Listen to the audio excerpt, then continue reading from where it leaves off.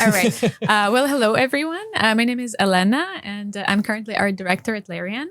The title that we're kind of most famous for is Baldur's Gate 3. We just shipped last year. And on Baldur's Gate 3, I worked as lead character artist. Oh, awesome. Did you also work on Divinity? Yes, I worked on Divinity awesome. Original Sin 2 as well. Yeah. So you've been working for LARIAN for how long? For 8 years, 8-ish. 8 I think years. it's going to be my 9th year, like in February or something. Crazy. And then what studio? Like Ghent. In Ghent. in Ghent? Yeah. How did you end up here? Well, it was a bit of a weird story, I think. I'm originally from Belarus, and I went to study in Bulgaria. I studied journalism there for 2 years. And then I took a class where we had to actually do a blog, and A vlog or a blog? blog. Okay. So it was a journalism, right, like thing. And I then researched about digital art because that's what I wanted to kind of base it on. And I found that there was a game like development program here in Kortrijk. And I was like, you know what? Like stuff that I'm doing now is not exactly what I want to work as when I graduate. So I decided to transfer to Hovest. Transfer didn't really work out, so I had to start over. So then I just moved to Belgium to study. And LARIAN happened to be one of the companies in Belgium back in the day. One of the few? One of the few, indeed. And when it came like about picking where I want to do my internship, I didn't want to relocate again because it was just more convenient. But also, I really liked Divinity series and fantasy games. Yeah. So I decided to go. And that's how it started.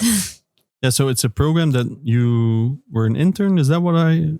Yeah. So basically, so you study and you have classes and like you follow a major. Essentially, for me, it was game graphics. It's like 3D modeling, all that. And at the end of your third year, you need to have, I think, 4 months internship. And then you just finding a company to get real experience and just trying to like get into the industry. And you chose LARIAN again. Mm-hmm. Yeah. Just gonna ask to talk a bit closer to the microphone. Of course. But Yeah, you can sorry, just sure. move it, or if you want to, Yeah.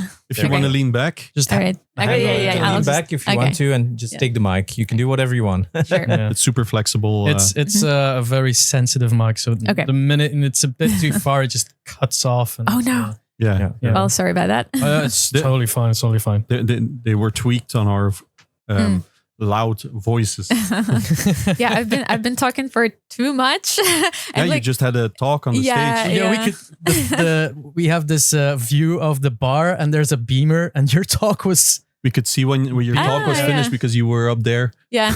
Nice. So what was your talk about? So my talk was about artists behind Baldur's Gate 3. So after the release, it's been, a bit more than a year now. We got invited, like we are now invited to lots of events. And like this event, like we're here annually because of, the IE and the school. And like we kind of have the ongoing partnership there. But essentially, like typically we talk about the game and features and like, oh, what did I do for it? And so on and so forth. But this time around, I really wanted to show the artists. And I wanted to show... I'm going to put it a bit lower so Yeah. you don't have to. Okay, of course, yeah. So I wanted to talk about the artists rather than the features or the art in the game. And I wanted to really show how diverse the team is, how many artists are there, and how different they are. Because so we have like artists in-house. They are based in different locations. We have outsourcing people. We had artists who happened to work with us for like, some period of time, and then they left to another companies. But like that's rarely is mentioned anywhere, and when you see the game is released, you're like, this art is amazing, but how do I know who's behind like this favorite piece of armor that I keep wearing, or this monster, or who actually designed it? Like, was it, the modeler or the concept artists? Like, who are those people? And that's what I wanted to showcase. How many artists are there? Well, currently in the team, it's 16, I think, 16-ish. Just in Ghent or globally? Globally, character art modeling team. But like the art team is so large that I don't have the number to tell you. If I count like environment, concepts, and character, it's going to be around 60 people probably. So it's 16 people only on characters? Only on characters. And that includes Modeling. like the customization options and everything? Because No, the artists in the company. Yeah. Oh, customization. I can't count those. Because the amount of customization options are so massive that it's just it's very hard to imagine only 16 people for that one alone, including all the other characters, of course. Mm-hmm. Yeah. Wow, amazing. That's just the team. But like that's the thing, right? So it's like it's the team now, but it was very different throughout the production. Yeah. Like at some point we had to rapidly scale up because we started with just 5 people. And then we started scaling up and we started outsourcing. So at some point I found myself like managing 3 outsourcing studios and maybe 7-8 artists in-house. And it was a bit crazy. Yeah. And is it something that you noticed during development? Like, because Divinity Original Sin 2 is kind of similar, but did you notice with Baldur's Gate 3, like, no, this is not going to cut. We need to scale up massively at some points, very early. Yeah, for sure. So it was after the pre-production, I would say. And indeed, after Divinity Original Sin 2, so we already had some tools built up. We had like a plan for better tools. Like I was developing like some things that's going to speed it up, like with the character development. And we had some first results from it and we know what we had to do. And then basically the production needs scaled up so much that we were like, okay, like we made it in the view of the scale of Divinity Original Sin 2.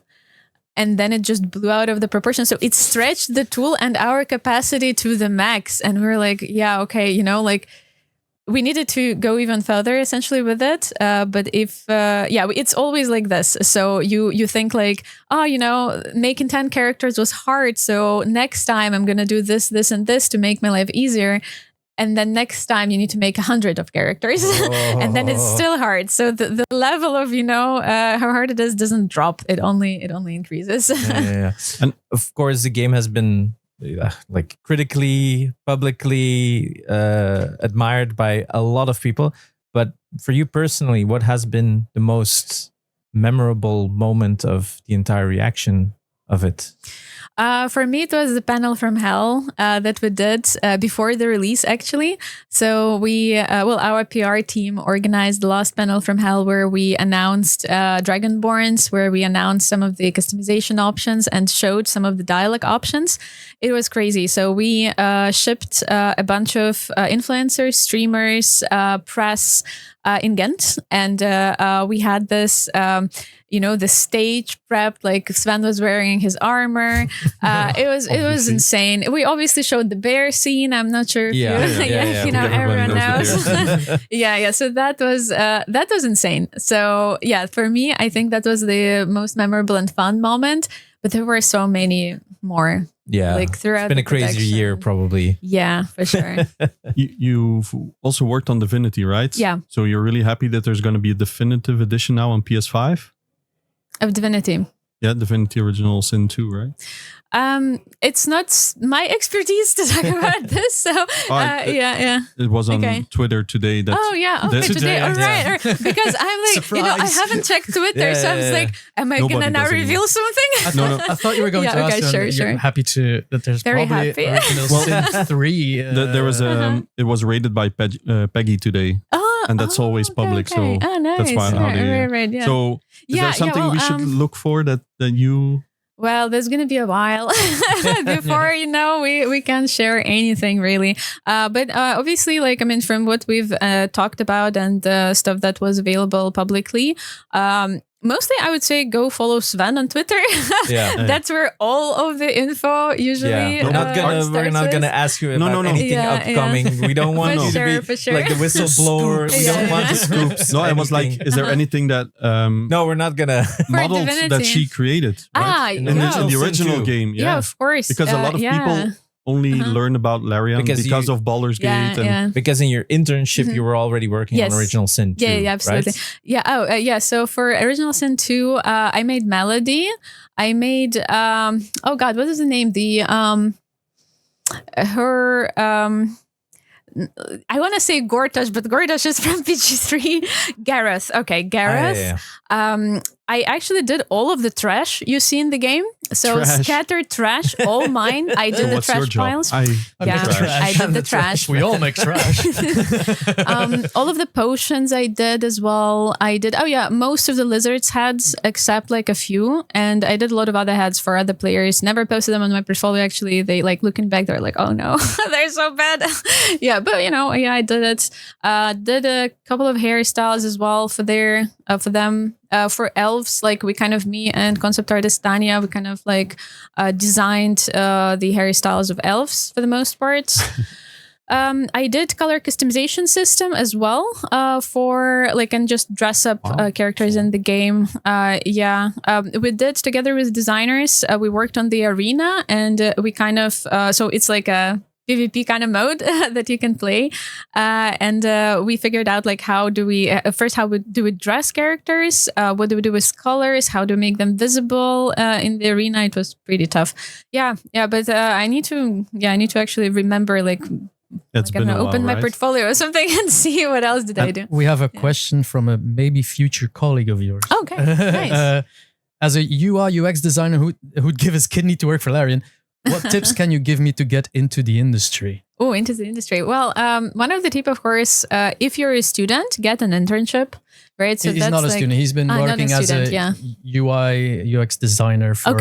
But not for games, just for so he wants to work in games. So I think if you want to change the industry, if you worked somewhere else and now you're just looking into games and how to get into the game industry, I would say you need to prepare something that would be relevant to the game industry. If it's UI, it's always great to see during the interview process or just from a potential candidate, what can you do for us and what can you improve for us? So let's say, I think actually any company would be happy to get some feedback and then from a specialist and then a proposition, what would they change about it. So if it's UI, it's I would say that's what I would do. I'm not sure if it's gonna work, but I would probably think this thing didn't really work. Here is my idea of how I would make it work. As long as you don't do it about Baldur's Gate 3, because you're I can't do anything about this. This is already perfect. There is lots of stuff to improve. Do you ever go on social media and see stuff that you built and you answer, or do you go reply on these topics? Hey, I built that. You mean where? On social media? Just social media. No, I don't think so. But I like lurking around Twitch streams and just chat to people or whatever, and they don't know that I work. First line, hey, I did that. No, I'm incognito usually. But if somebody reached out to me, right, writes me on ArtStation or anywhere else, I try to answer usually. I mean, it sometimes takes me a while. And sometimes people also they're oh yeah, let me ask you a couple of questions. And then the questions are just so long and so many that's not a really good way to start. Just ask something small and then get the conversation going. That's fine. I think it's also because it was nobody saw this coming, right? Yeah. Especially from a Belgian company. I mean, Divinity Original Sin was for niche. It was a niche, right? And everybody liked it in that niche. At Baldur's Gate. Yeah, I know we had David on here 2 years ago. Yeah. And I think the first version just released, so the pre-release version a year before. Yeah. And he was of course very happy with the result and everything. But I think in that interview you can already know and feel I don't think he expected it to be like this. Nobody expected. I would say even after that happened, the release happened, we were still the same. We were just okay, I guess people like our game. Great. No, we were kind of, I think. It was insane to see so much hype and to see people so excited and all the cosplayers and all the feedback. It's been insane. We have the best community. Seriously, it's crazy. Doe maar. So last year we had in our podcast community, we had a little award ceremony where everybody could vote for the game of the year. And of course, Baldur's Gate 3 won it. Because it's our old logo because it's from last year. But nice. Our podcast name is Game Kast, and Kast means cabinet for like collectors. Yeah, wow. So it's a bit of a meme because it's also sounds like podcast. It's a bit of a pun. It's a pun. Yeah. So that's why it's a cabinet for collectors. Because that's awesome. We have the collector's edition and the vinyls in the studio as well. Nice. So yeah, we were hoping we'd meet someone from LARIAN, so we thank could. you so so much, if you can guys. hand it over. Yeah, of course. No, it's going into our office cast. Yeah, Nice. I've seen it before. I was I had a talk with David last year, a few months ago. Sorry, he had a very big interview on a Belgian festival, and I was there with him. So we talked super long, and his passion for gaming was so sick. And I told him, like, do you know that a lot of people on social media are that into Baldur's Gate that he doesn't do social media? He was like, no, I just show up to these things and I do my thing. He just came live from he was playing a gig. Yeah, he was doing a gig. So he was still exchanging his clothes. He loves all the feedback, but he's always working on the next thing, right? Yeah. It's crazy how big it is. Personal question, because you've been working now for 8 years. You started as an intern, but you're now already Art director. Art director. So how did that route go? Because what steps were there along the way? Well, it was quite hard, and it was definitely not a straightforward path. There were like lots of times where, it was just so much pressure and things weren't working out. And like I was on the edge of quitting. I think like when we started Baldur's Gate 3, especially, when we started Baldur's Gate 3, we were still very, very small team, especially on the scale of a AAA project. And 5 people, 5 character artists, that's not enough. And those were also people with a very set skill set. So it was really, really hard to do anything else than Divinity Original Sin 2. So, but like after Divinity Original Sin 2, as you said, like it's niche, right? And, when we were releasing, I think somewhere around Overwatch was releasing and some other games. And then I was looking at them and I saw the hype and the amount of the stuff that community did for them. And I didn't see the same response for us, even though we still had a really, really cool fan base and all that. And I wanted to push it forward. And to me, it was about the game. And I've never wanted to be the best artist on the team. I wanted to make the best game that, I could be proud of. And I could say I was responsible kind of for the characters. So, I took pretty much all of the opportunities that I could in terms of making something that would make life better for artists as a team. So I was developing some tools together with programmers. I was kind of looking into some pipeline improvements that would directly impact the look of the characters. I wasn't the first pick for the leadership position, actually. There were 2 leads before me. And they couldn't handle the pressure. And, out of the, very few people who were like the core team in the company, it kind of was my turn, So, who's next? Yeah, kind Who of. hasn't buckled under pressure yet? Yeah. The guillotine's still there. Yeah. Indeed. Oh, wow. And honestly, it was so hard because people who had to step down from leadership position, they were still on my team and I had to work with them. And I needed, the team was scarred, seriously. And we needed to grow it. We needed to develop new things and we needed to do this graphical leap.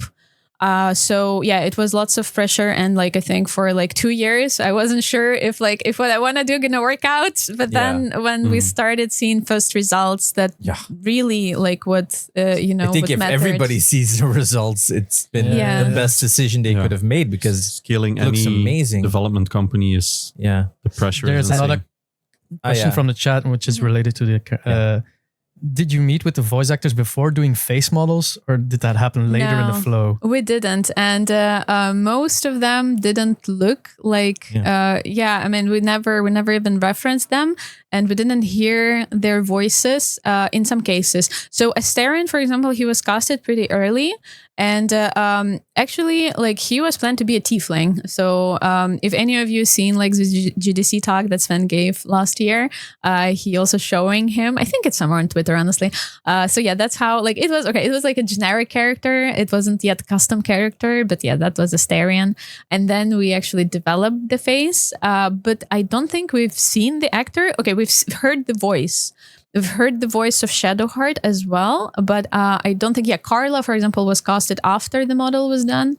Will was recasted, so like, also doesn't really apply. That guy must be gutted to like being recast. Because the voice... I almost was in Baldur's Gate 3. Oh, poor. Because the voice has to match the model, right? Kind of? Yeah, in a way, right? So there is definitely archetypes for sure. And those archetypes are written by writers. And essentially they... So the writers give a pitch to us and to the voice casting crew, and they cast actors like based on their, how their voice sounds, and then we develop the character based like on those archetypes. So there is definitely an alignment there. But we never kind of like referenced actors. Well, we didn't see them, like we maybe could have. So that's for sure. But sometimes like those two match. And of course, like, because it's an iterative process and like we polish it along the way, some of the meshes are also like touched up after they're done. So Shadowheart, after early access, she changed a little bit. Gale, well, I remade Gale. I had like 3 versions of Gale. Essentially, who else? Carla was, like she wasn't in early access. That's why we've been developing her. And Will was pretty stable, I would say. But Lizelle as well. So those two are kind of solid. Because you work with motion capture for the animations. Is it also capture of the facial expressions with the actors? Yeah, somewhat. So we do have videos of actors acting. And then it is and we have some tools that also help like with the lip sync. But then there is still a manual pass that an artist had to do for each origin to match it, and then he obviously referenced the emotions, and the voice are as close as they could be to what actor did in the booth, essentially. And that's why I think that's the primary reason why some people say like, oh, I can recognize, the actors, because it's their movements and it's their like small like twitches of the, eye and all that. But I think it's amazing that you've created the characters before seeing the actor, because that means that they're kind of removed from each other, which makes them more unique. It's not like if we take it to the movie industry, for instance, where Jack Black does Bowser, you see Jack Black's performance and the eyes and how it's constructed is based more on Jack Black than on Bowser. But in your case, like, you could switch the actors. It's the character, and it's the character that lives, and it's their voice. It's not the actor. I think and I think that's much better. I think it's much more there's more identity in the characters that you've created. There is more personality as well, for sure. Obviously, like, it can work up to a point, I think, because there are certain features, like especially like lip features, that, I don't know, people with like deeper voices, bigger lips, like if you would like change that, I think there might be a line where it stops being convincing.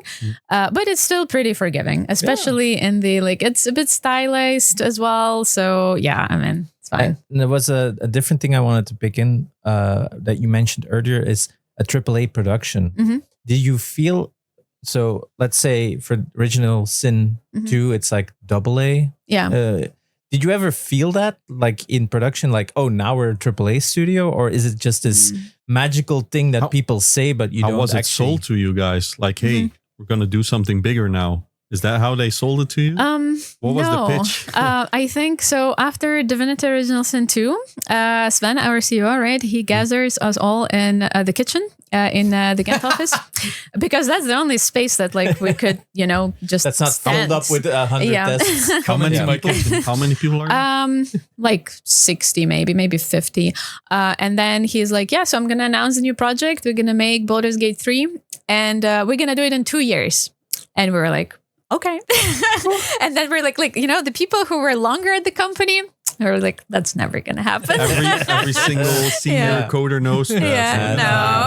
That's business talk. Yeah. And then we became more and more ambitious with every month. And essentially, I think when, in terms of the production and scaling the production, when we came up with the rough lineup of all of the playable armors, and then we had all of the kind of like typical D&D armors and +1 and +2 version just on one big concept art screen. And we showed it to Sven and he's like, I know that's kind of starting to shape up. And then we started calculating how much it's going to cost. And there was like an insane number. And then we were like, and then after it, he says, I'll need it in 6 months. Everything that is on this list. And then I'm like, well, that's it, that's how we could transfer it from AA to AAA, I would say. I got one more question because I see Tamara posted it. I think she also worked on Original Sin 2 as an intern or Baldur's Gate 3, but I think it's Original Sin 2. So who did Halsin since he came way later as a character? So Halsin was concepted by one of our concept artists in the team. His face was, and his tattoo. His outfit wasn't, I think it was also actually designed by him, but it wasn't exactly unique. I think it was a variation based on how other druid outfits look. And then his head was outsourced to one of our outsourcers, Mohammed. And his hair was generic hair. So we just reused it. And then I don't remember, but one of the modelers probably touched up the druid outfit to make it like a bit more special.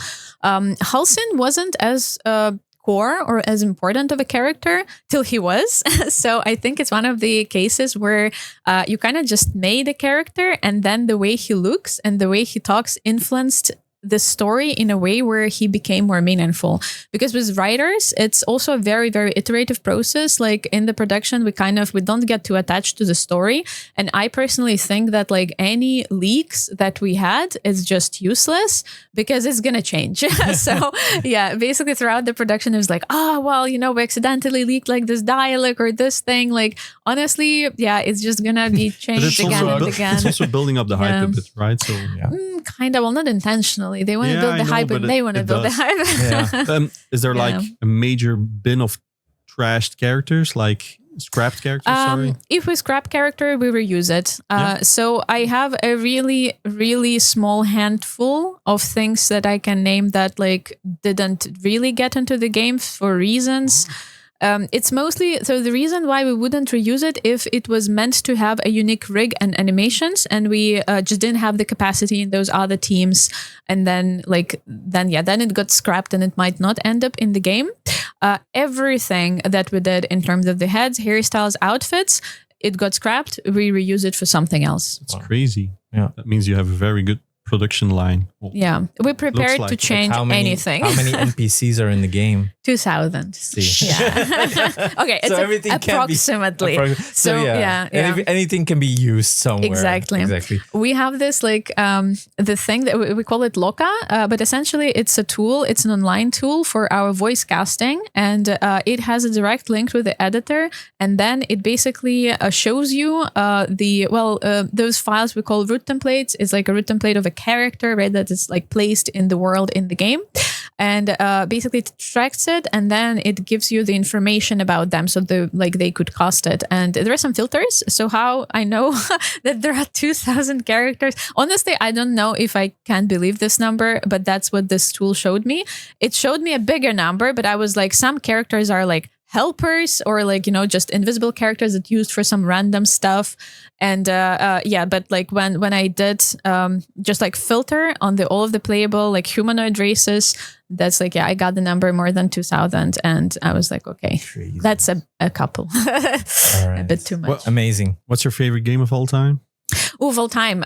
Okay, so I have a It doesn't couple. have to be a Larian one. You're prepared No. for this question. All right. No, well, like it's a typical question that people ask, right? So like I can't say I have like the favorite game because obviously like sometimes like I play games and then the new game that I play becomes my favorite. But I have this like couple of games that were super meaningful and pivotal to me. So one of the first ones is Heroes of Might and Magic 3. Oh yeah. Yeah, you know it? Yeah. Yay. I Nice. like. There's a spin-off game from Heroes of Might and Magic that I really adore by Capybara Studios. Capi Studios. It's like a really simple DS game, but I know the franchise. Of Awesome. course. Yeah. So obviously, well, the third is my favorite. And I keep like going back to it from time to time. Like I think like once in 4 years, I replay it. Wow. Like just the campaign. It's really nice. So, okay. So this one, and it was one of the first games that like I, experienced properly and really scarred me, I guess. The second one that was quite meaningful, but I can't call it my favorite per se, but it is a game that made me think about game development, and it was World of Warcraft. So I played online. I think we had like a big network actually just around my house, and so we played with some random people in the neighborhood, I guess. And I was just so amazed. Like, I don't know how old I was. I was a teenager. And I remember seeing the whole world that they did. And I was like, damn, like you can do that in games? Like, what the hell? So that was something that kind of like sparked my interest, I would say, in the game dev. And maybe the last one that was a bit more recent and that had a bit of an impact on my art, I would say, was Witcher 3. Oh. Yeah. So I have a lot of questions to the combat. So I have some stuff that like we can discuss about it. But there are some issues. There are some issues, yes. But it was still very entertaining, and I really liked how they made the characters. And I kind of started because like I was already looking into character art development and art. I was starting like picking out like, okay, how did they do the faces? How did they do the systems, that they had in place to populate the world? Because I really liked the world that they sold to me. All right. Sweet. Have any questions left or? Well, where did it all start? What can you? We could ask loads Start of from questions. the beginning. How long do you have? Yeah, I actually have time because my next thing is like I don't know even But when. you might need some free time as well, probably. Yeah, true. But I mean, I can drink. chat for another like 10 minutes. All right. Would you like a drink? We have Yes, Red I'd Bull. like a drink. Yeah. Which one? Is it all Red Bulls? It's we. sugar free. Oh yeah, sugar free for sure. Yeah. Okay. You don't have to. We can get you something else. What else do you have? Not here. No, okay. we could fetch some from the Right, bar. It's fine. I'll be good. Yeah, you Yep. don't have to. So you're energetic for your next meeting. Right. So, like, let's wind back, right? Go back to the very early days. Where did your love for gaming start? Oh, Can you still remember that? that's interesting. Yeah, I do. So I have an elder brother, Mhm. and he's 4 years older than me, and he got a PC when he was 10. For study, right? Like PC for study. Yeah, Sure. of course. And yeah, obviously, it was about games. And I was 6, so I wasn't allowed to play or like touch it. Actually, just touch it. So essentially, when he was playing, I was spectating. And I think that's like nowadays what happens with like young people. They just like look at Twitch. I had my brother as like a Twitch streamer, just stand next to him and look at him play. And that's how I learned like what games are and that they're fun. And then I also started like liking some games over the other games. I was like, oh, can you play this game? Because like it's fun. Can you still remember which ones? Well, it was, okay. Can I? Well, obviously Heroes of Might and Magic, right, was one of them. So he played some shooters. Well, obviously Quake 3. I don't remember which other ones, but like that genre. Yeah, that genre back from the day. Obviously GTA. So it was the second and third one, I think. Second one was still top down. Third one was the first 3D one. I remember top down, but then I also remember 3D one. I think by the time we had the 3D one, I was already allowed to play myself, and I sneaked in obviously and played myself. Yeah. Well, first Sims came out as well. Oh yeah, all the strategy games. So Zeus and Poseidon. I'm not sure if you've played this. It's like super old game, and yeah, just like other like I don't remember which ones. We were fine. Okay, sure. Yeah, but yeah, games like that, and I could like stand behind him for hours and just like spectate, and then whenever he would like leave somewhere, I would just sneak in and I would play as well. And then like gradually we were like, okay, like now I can actually play. I'm not gonna like break it, and it's gonna be fine. So yeah, I started installing my own games as well. You were always a PC master race then? Yeah, it happened. I mean, I'm from Eastern Europe. We didn't really have consoles, so yeah, PC indeed. All right. So you live in Ghent, right? Mm-hmm. So if you ever want to do a full episode with us, you're always welcome. Sure. Our studio is like 25 minutes from Ghent. Nice. So and do you still play games after hours? Yeah, sometimes. Well, recently, again, not so much, but recently I'm like checking out casual games. So I play quite a bit of Hearthstone, but specific mod of Hearthstone Battlegrounds. That's what I like. I thought that.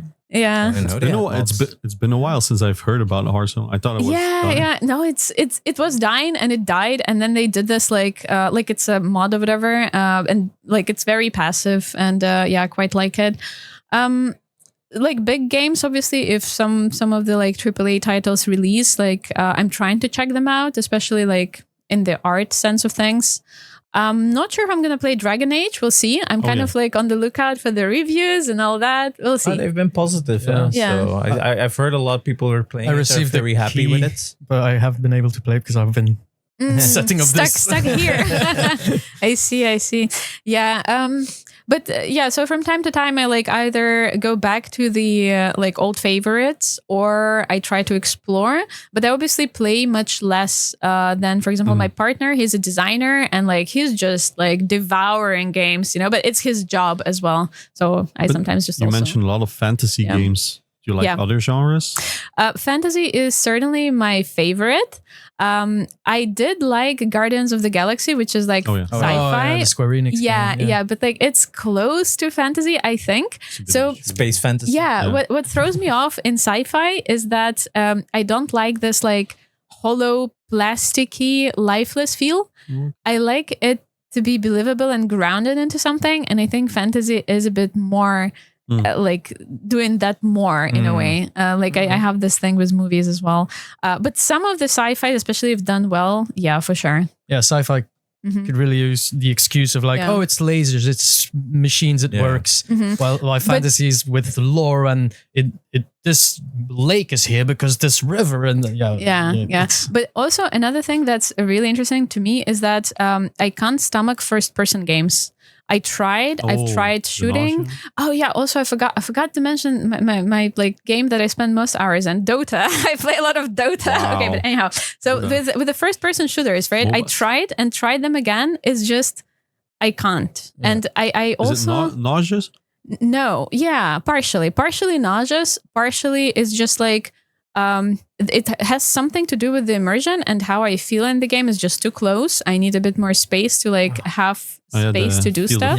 Yeah, I don't know what it is. Platforming, I have the same feeling. But I've talked to some people as well, and I feel like a lot of people, like especially casual players, they have this. Like I have lots of friends who are like, I also can't stomach first person.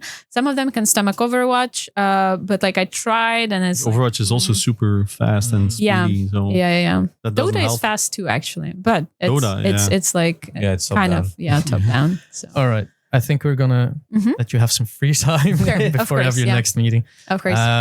Thank you so much for sitting down with us. Absolutely. We would love a full episode. Yeah. Do you want to shout out something? Well, shout out to like LARIAN team, and then if any of the students are listening to us who are applying like to internship, good luck.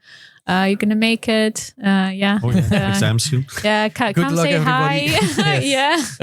It's right. The idea is basically in a nutshell. Like, good luck, everybody. David also promises a full episode, so we're gonna get some more there as well. Yeah, so, absolutely. All right. Are you gonna? all right. Okay. Appreciate it. Thank you. Welcome. Thank you for the award. Yeah. Yeah. Thank you. Thank you for the game.